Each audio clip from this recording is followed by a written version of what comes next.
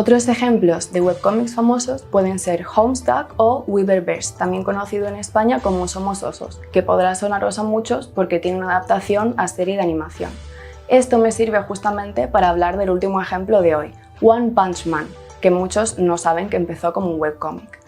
Aquí podéis ver algunos de los dibujos del webcómic original que son tremendos, pero es que no puedo ser más fan de verdad. Precisamente pasó lo que con los otros ejemplos. Se hizo tan famoso que un mangaka, Murata, contactó con el autor y le dijo: mira, me gustaría dibujar esto en condiciones, sin ofender, y poder proponérselo a una editorial. Al final les funcionó súper bien. Murata dedicándose a redibujar toda la obra y One, el autor, continúa publicando periódicamente el webcómic de manera gratuita, que esta es una de las ventajas precisamente del tema que sea online. Con el manga, que ya sonará un poco más de estilo de dibujo, volvió a pasar que con el webcómic. Se hizo tan famoso que les propusieron hacer una adaptación anime por parte de los estudios Madhouse. Y bueno, el anime es brutal. Un poco a lo que quería llegar es justamente esto, que tanto este anime y este manga, que son una pasada, vienen de este webcómic, que es una obra de arte. Quería comentarte primero que hace unas semanas leí el webcómic que hiciste de Lucy Lucy, qué guay. O sea, me lo puse como, bueno, me leo un capitulito y ya mañana el siguiente, pero me lo tuve que leer todo del tirón, o sea, chulísimo, en serio. Ay, muchas gracias, muchas gracias.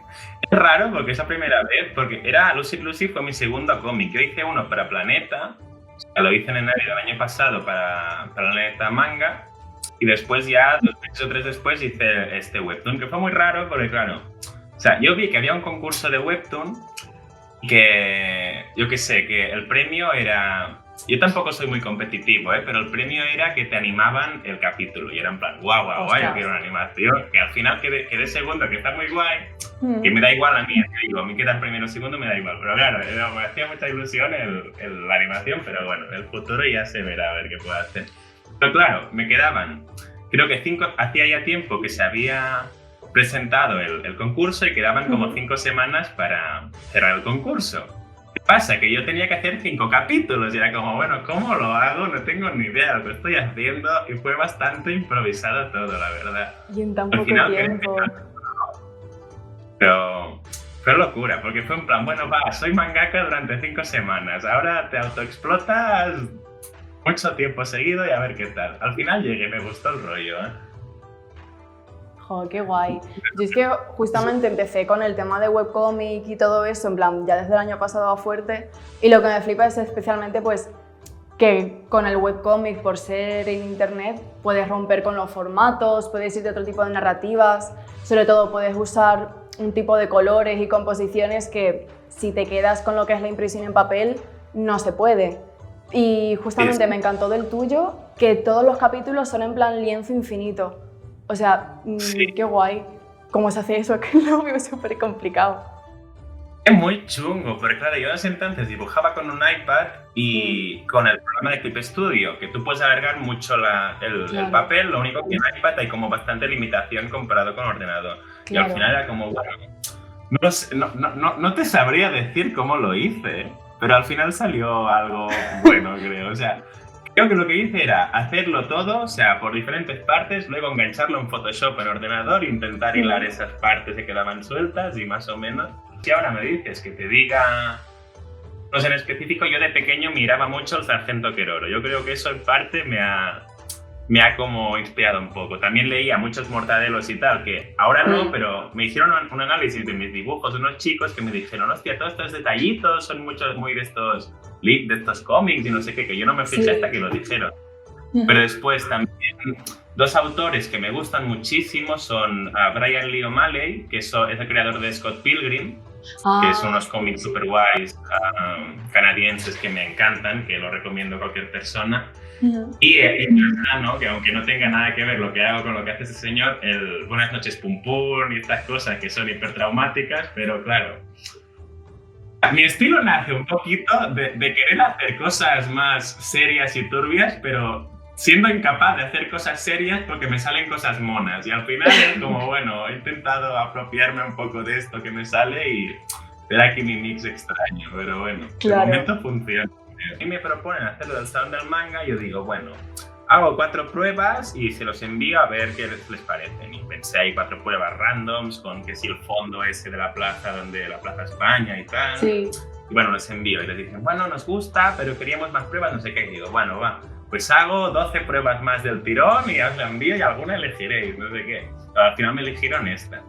Pero claro, tampoco es lo que piense cuando dibujo. O sea, yo creo que es un poco mito esto de que tú tienes en la cabeza lo que sabes, o sea, cuando vas a dibujar, que tú sabes lo que vas a dibujar. Yo creo que empiezas por un garabato, con 2, con 3, haces 4 cosas y al final ves que eso tiene forma de algo y empiezas a trabajar a partir de eso. Un poco es mi idea. Y claro, a ver, específicamente con lo del salón, claro, tampoco hace falta pensar, en plan, rollo, hemos pasado por el COVID. Como, vale, estamos en un mood así más postapocalíptico, pues lo pongo ahí en Barcelona. No sé, lo del agua fue algo más compositivo que otra cosa, porque quería tener, me pedían, vale, tienes que tener, o sea, tenemos que tener los personajes separados del fondo, no sé qué, y esto era como, o me curro un fondo gigante y hago todos los personajes ahí en perspectiva, que es muy chungo, o hago el personaje volando o así en el agua. Era un poquito más por necesidad también, pero claro, al final quedó. Ya te digo que yo cuando hago mis dibujos tampoco me pongo ahí a hacer un brainstorming o a pensar qué hago. Yo voy haciendo garabatos y al final sale algo por ahí y digo, bueno, esto puede ser un monstruo, esto puede ser no sé qué, y al final lo junto. ¡Qué guay! Y además se nota que por el tipo de trabajo que sueles hacer que no tiras del mismo tipo de personaje, o sea, es como de estas mentes súper creativas, ¿sabes? En plan, que si estos monstruos alienígenas, que si seres acuáticos, incluso cuando dibujas personajes humanos haces un montón de cambios, que si he visto por ahí algunos que son como súper mutantes, no sé, por ahí, que se nota que tienes como ese lenguaje y esa biblioteca mental, como tú dices, de 20.000 millones de intereses e influencias distintas, pues te vendrá de todo, ¿no? O sea, yo mi truco, porque yo tampoco creo que sea tan difícil llegar a esto con el proceso un poco que yo he hecho del rollo. Yo antes era lo típico, no sabía tampoco dibujar, y era el rollo, vale, no hago personajes porque no sé qué personajes hacer, y hago más fanart y cosas así.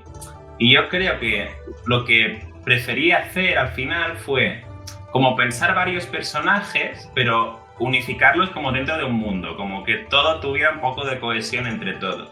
Entonces al final piensas un personaje en su mundo y piensas otros personajes que viven ahí en otras circunstancias, o sea, cuando sabía un poco la personalidad del personaje, dónde vive y tal, es muy fácil de pensar cualquier escena o pensar cualquier personaje nuevo en ese mundo. Claro, o sea, yo parto un poco de eso. Sí, porque no parto de, hostia, voy a pensar un dibujo nuevo, separado de todo, no sé qué. Yo como como me lo invento todo, pensando que está dentro de ese mundo, que tiene como unas normas, que es como un mundo fantástico, moderno, no sé qué, ya más o menos lo ubico ahí.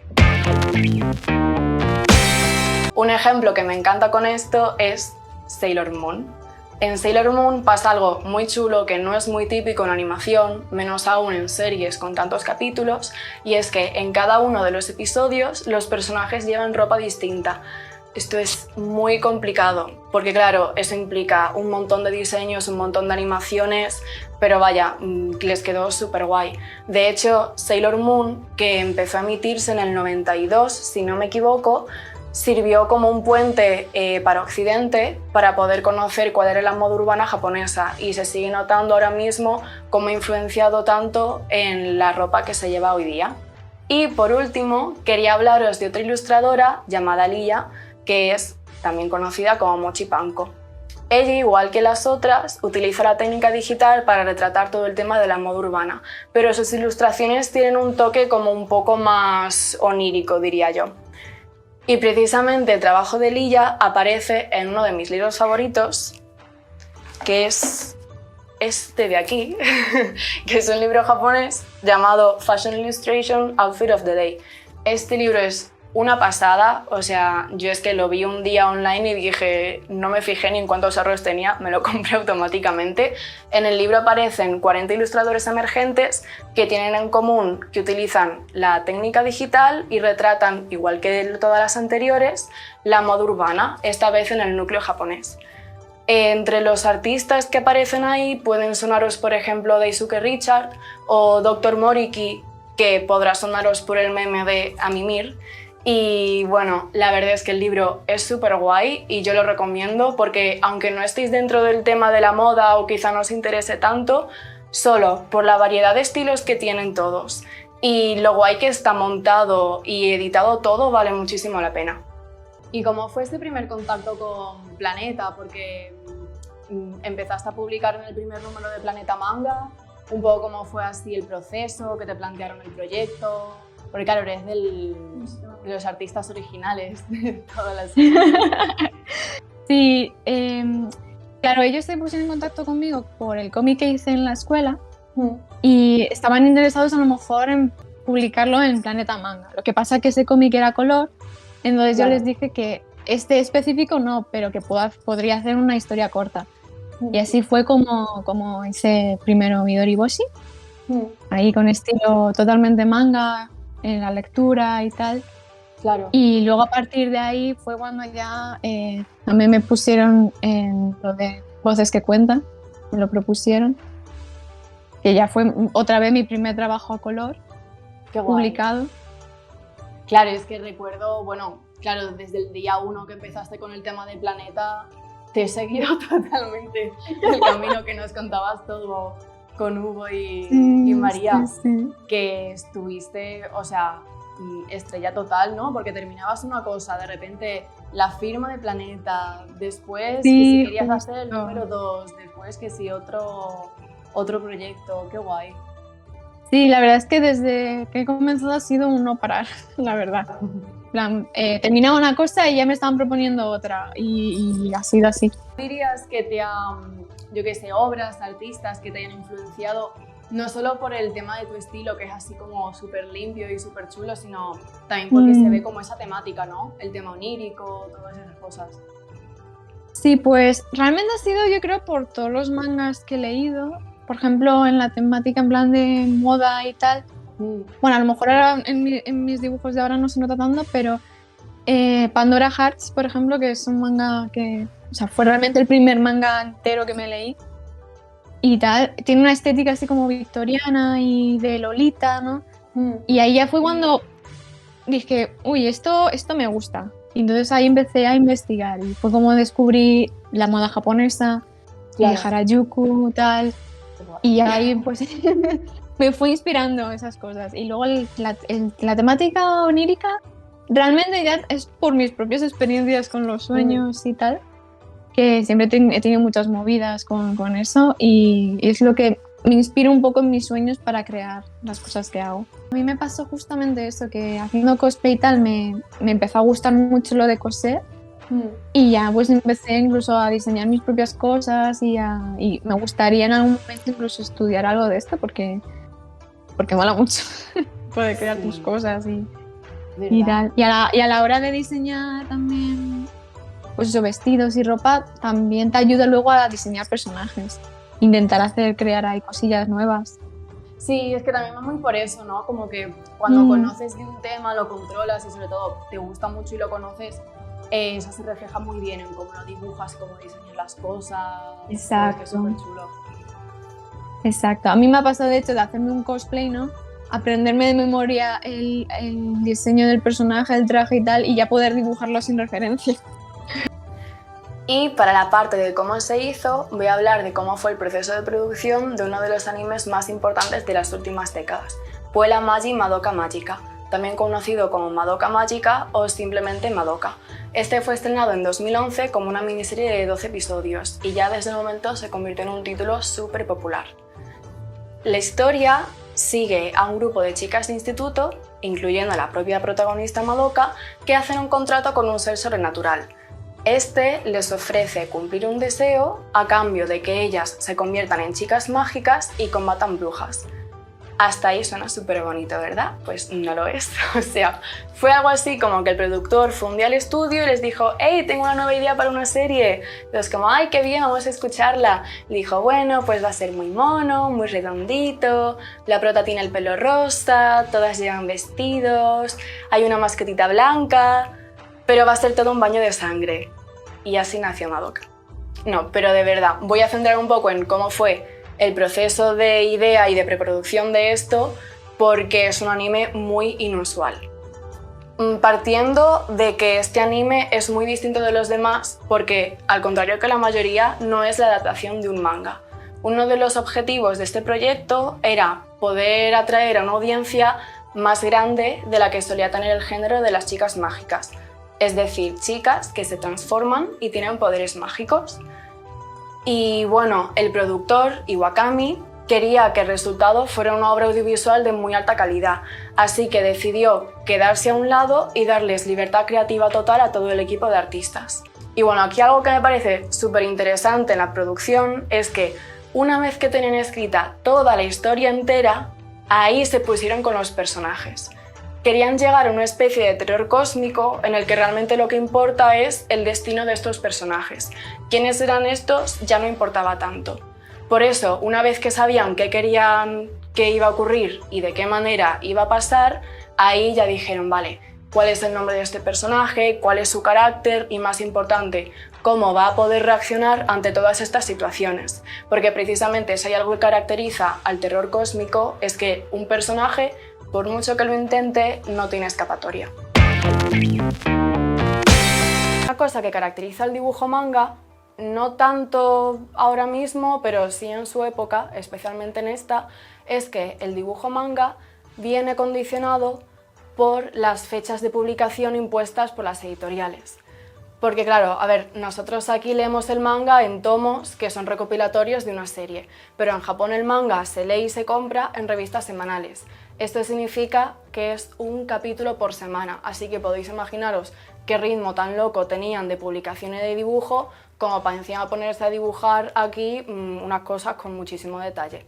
Entonces, todo esto que se conoce en sí, como en líneas muy generales, como estilo manga, así de ojos muy grandes, narices muy pequeñas o casi invisibles y dibujo muy estilizado, no es que venga de una necesidad estética, más bien de tengo que ahorrar tiempo porque si no mi editor me va a matar. Pero claro, esto era así hasta que apareció Katsuhiro Otomo y decidió poner todo su empeño y todo su tiempo en esta obra, creando unos dibujos de personajes que eran muchísimo más orgánicos y naturales y además llegaban a tener incluso facciones más parecidas a las de los propios japoneses. No solo se queda en el tema de dibujo de personaje, sino también en las composiciones que utiliza.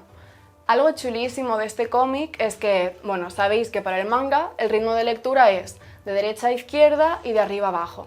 Bueno, pues Katsuhiro Otomo aprovecha todas sus habilidades de dibujo, de narrativa y de composición para hacer que tu ojo vaya al ritmo que él quiera. O sea, ya no sigue el ritmo normal, sino que hay a lo mejor dobles páginas que tú lo lees y te fuerza tu ojo a ir de una diagonal, pero directa entre una esquina y otra. O sea, trabajo de composición brutal. Y claro, imaginaos cómo de raro era esto viniendo de un tipo de estilo de cómic en el que las viñetas eran tan cuadriculadas y tan limpias en comparación que de repente ver esto marcó un antes y un después. Tanto es así que cuando se habla de historia del manga se puede decir así en general que existen dos épocas, una pre-Otomo y una post-Otomo. Qué guay. Y quería también preguntarte por un tema con el que siempre que me ha surgido este tipo de problema, por así decirlo, he acudido a ti y me lo has sabido guiar muy bien. Y es cuando tú como dibujante ves el estilo de un artista que te encanta y dices: Dios, es chulísimo, quiero aprender a hacer estas cosas. Porque claro, yo cuando estaba haciendo el curso de manga me pasó con algunos artistas, entre ellos Kim Jung-gi, y me acuerdo ir a ti y decirte: ¿cómo dibuja este hombre? En plan, explícamelo, destripémoslo juntos y quiero aprender cómo es su estilo. ¿Hay algunas técnicas o algunos ejercicios que tú puedas recomendarle a dibujantes que quieran hacer esto? O sea, quiero aprender el estilo de este artista, pero para saber, ¿cómo decirlo?, complementarlo con lo que ya tengo, ¿sabes? Sí, eso sobre todo yo lo hice contigo, sobre todo con el Kim Jong-gi, cuando estuvimos practicando sobre todo la manera, ¿vale? Una de las cosas de las que yo como docente vemos para hacer ese tipo de ejercicio, ¿de acuerdo? Es ver las manías que tiene el artista o el pedigrí, por así decirlo, a la hora de dibujar para luego adaptarlas a las tuyas, ¿no? Entonces, yo desfragmento esas manías, ese pedigrí o esas cosas importantes, rollo. Mira cómo trabaja la línea, mira cómo trabaja la tinta. Me explico, cosas pequeñas, ¿vale? Pero que luego las ves en ti y tú dices, mira tu línea y mira su línea, mira su color y mira tu color. Claro. Mira su perspectiva y mira la tuya. Claro. ¿Me entiendes? Son ese tipo de cosas, pequeñas cosas, pero que luego, a medida que tú las vayas juntando poco a poco y las vayas metiendo en tu estilo, tú dices, me funciona. Claro, así era. Y luego, y luego a lo mejor hay cosas que tú dices, mira, pues esto no me gusta, y lo dejas fuera. Claro. Pero a lo mejor las líneas me mola. ¿Me explico? Claro. Y poco a poco vas fragmentando. Es muy importante ver los artistas que te molen, sobre todo cuando estás empezando, ¿vale? Porque cuando estás empezando tienes que hacer dos cosas. Una, copiar y otra, fallar. Es así. Total, ¿Vale? Entonces, como estás para fallar, copia todo porque estás en la edad de coger cualquier tipo de recurso visual y de autores viene perfectamente porque los estudias.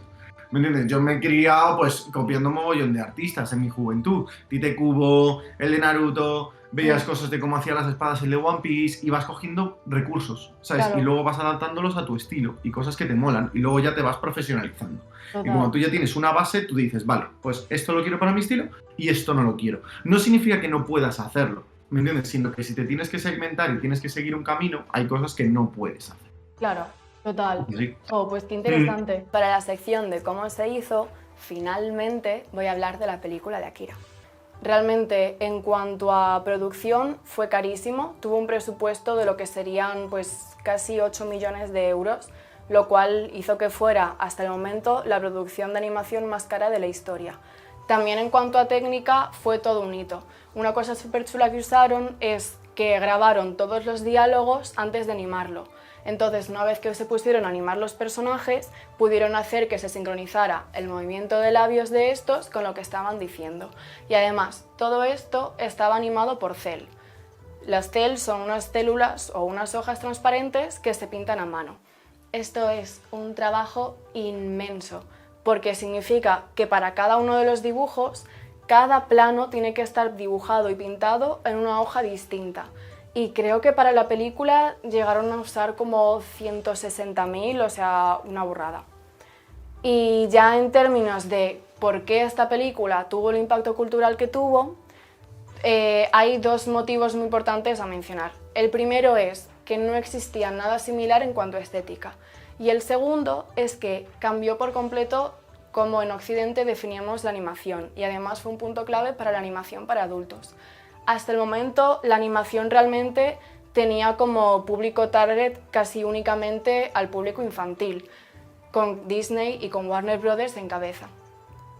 No se creía que realmente la animación pudiera ser un medio que atrayera al público adulto, pero este estigma pudo quitarse gracias a Akira. O sea, con temas como corrupción, violencia, experimentación humana, y además con unos personajes que tampoco es que fueran exactamente family friendly, consiguieron cambiar por completo todo el prejuicio que había con la animación y dar pie a toda una serie de obras que vinieron después. Para seguir el tema del visual development en las películas de animación, aquí hay que decir que se dividen en un montón de departamentos. Hay unos que pueden estar dedicándose al diseño de vehículos, otros que pueden estar haciendo diseño de casas, otros diseños de interiores, otros dedicándose al tema de diseñar ambientes para decidir el tono y las paletas de colores de las distintas escenas. O sea, 1000 millones de cosas. Y por ejemplo, en Disney, que sabemos que tienen unas producciones súper grandes con un montón de equipo, tienen trabajos incluso más específicos. Por ejemplo, para la película de Vaiana había un artista de Visual Development que estaba encargado especialmente para diseñar los tatuajes de Maui, Por otro lado, en Frozen había otros que estaban solamente diseñando los copos de nieve para Elsa, o sea, cosas muy específicas. En Sony, por ejemplo, con la película de Spider-Verse, habían otros artistas de Visual Development específicamente diseñando todos los glitches que sufren los personajes al entrar en contacto con la nueva dimensión. Para continuar en la producción del portfolio, quiero hablar de otro artista que me encanta, que se llama Ethan Becker. También tiene un canal de YouTube, es súper constructivo, además el tipo es muy entretenido, es súper gracioso, de verdad, yo a veces veo vídeos suyos pero solo para reírme y da otro par de consejos que me parecen ya lo mejor para cerrar todo este tema de portfolio. El primero es que siempre incluyas tus bocetos. ¿Que quieres ser artista de fondos y tienes unas pinturas acabadas chulísimas con una iluminación increíble? Pon los bocetos. O sea, ¿cuál ha sido tu proceso? ¿Qué es lo que te ha llevado hasta eso? Un poco lo que quieren realmente ver los estudios es cómo de ágil es tu proceso creativo. Porque como digo, son unas producciones tan largas y tan en el día a día de tantas horas que lo que cuenta realmente es cuál es tu agilidad y qué es con lo que van a trabajar durante la fase más larga de producción, que suele ser precisamente la de procesos y fases muy primerizas. Así que, bueno, el otro consejo que da, que también es a tener en cuenta, es que propongas cosas únicas. Y no cosas únicas de wow, voy a poner aquí la cosa más loca del mundo para este proyecto. Se refiere a que con las cosas que tú estás diseñando ayudes a dar visibilidad en tu historia y a elevarla y darle interés. Por ejemplo, siguiendo el tema de que quieres adaptar una historia clásica para poner en tu portfolio como proyecto. Bueno, pues tienes que investigar un montón. O sea, tienes que decidir en qué punto geográfico va a suceder esto, cuál va a ser el contexto de todo, qué culturas van a intervenir en esa historia y en lo que estás contando. Siguiendo eso, cuáles podrían ser las diferencias entre los rasgos faciales y las facciones y todo de los personajes que participan. O sea, poder darle un punto de interés visual y además no caer en los clichés de siempre. Así que con eso, si os interesa el tema, yo lo que recomiendo es que de verdad le dediquéis tiempo y dinero a que busquéis libros de arte, de películas y de series que os gusten. Porque yo, bueno, tengo un montón, los colecciono desde hace muchísimo y claro, te pones a verlo y además de ser muy interesante el ver el proceso de tantas películas y producciones en general, puedes ver cuántos son los artistas que participan ahí, cuáles son sus técnicas, un poco las cosas detrás de las escenas, por así decirlo, y ayuda a empezar a hacer una comparativa de, vale, este es el resultado final porque conozco cuál es esta película, pero fíjate toda la variedad de estilos y de cosas y propuestas que ha habido para llegar a esto y poneros a estudiar a tope los artistas que veáis que os llama la atención. Y la nostalgia es súper importante porque de hecho es lo que intento cuando hago los fanarts, muchas veces es casi todo, intento tocar la patatita de la gente de hecho y eso es un poco parte un poco de mi propia nostalgia. Con lo cual es lo que me ayuda luego a conectar con la gente, ¿sabes? Poner detallitos o poner según qué escenas, que sé que a mí me tocan los feels y entonces es lo que yo creo que ayuda un poco a que la gente también se conecte muy bien con los fanas que hago. Porque además tú en el tema profesional también te hacen como encargos de ilustración para portadas y tal, y precisamente juegas mucho con editoriales grandes, con franquicias, con personajes que ya existen y que ya mucha gente les tiene muchísimo cariño y que los tienen justamente en esa parte de nostalgia, ¿no? Sí, de hecho, son fanas también. Claro. O sea, cuando son los encargos, pues al final tengo que trabajar con personajes que no son míos y tampoco es tan distinto a cuando hago fanarts. Sí que cuando hago fanarts el estilo igual me tomo la libertad de ser más creativo o hacer un poco como lo que más me apetezca. No es tan cerrado, pero no cambia demasiado cuando hago fanarts, ¿verdad? Claro. ¿Y te pasa alguna vez que te hayan hecho algún encargo para portadas o algo así de una saga de la que no superas tanto? ¿O de un personaje que no tuvieras, supieras mucho? Sí. He de decir que tengo la suerte, al hacer fanarts, el fanarts está muy estigmatizado a veces, pero realmente para hacer fanarts a mí me llegan curros de esa misma empresa a veces. ¿Sabes? En plan de hacer algún personaje de Witcher y que te venga CD Projekt y te encargue un curro. Eso me pasa bastante, sí, es súper guay. Pero también me pasa evidentemente de que te vengan con personajes que no conoces y bueno, por ejemplo con portadas de cómics me pasa bastante habitualmente. Claro. Sí que los de Marvel, si me piden los conocidos, guay, pero si me piden los personajes más secundarios o que no conozco, pues tengo que investigar un poco, buscar en Wikipedia, Claro. yo qué sé. O le pido información a la editora, también te envían a veces los cómics en PDF, entonces no suele haber problema. Y con el cómic indie, pues aún más, porque son historias personales, entonces, claro. entonces Sí, me sí, pasan, sí. me pasan los PDFs directamente, me leo algún número, a veces me quedo hasta enganchado de lo que me molan, y entonces nada, pues nada, como siempre, guay. Qué guay. Pero Porque claro, yo esto lo recuerdo de algunas cosas que justamente vas subiendo en el Patreon y eso. ¿Tuviste como mucha diferencia cuando estabas haciendo, según comentabas en uno de estos posts, cuando estabas haciendo el portfolio profesional diciendo, wow, voy a hacer estas ilustraciones, contenido original, que vean a full cuáles son mis skills y todo, a cuando ya dijiste, vale, ¿cómo puedo captar la atención de estas editoriales grandes? Sobre todo porque meterse en el mundo de las franquicias y de las sagas y de los personajes ya creados es como muy peliagudo a veces, ¿no? Sí, los editores de estos, por ejemplo, de Marvel o DC o este tipo de cosas, lo que quieren es ver directamente cómo trabajas con sus personajes. Claro. No les vale que les lleves tu portafolio con tus personajes originales ni nada de eso. Claro. Tienes que llevarles siempre, aunque sean páginas o si eres portadista, pues ilustraciones con sus personajes. Porque si no, no se hacen la idea. Claro. Después a Spider-Man lo haces súper alto, o a Lobezno lo haces pues súper flaquito y alto y no es así. Entonces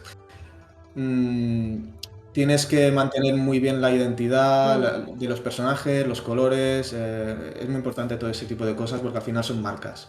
Total. Y se un mogollón en eso. Total.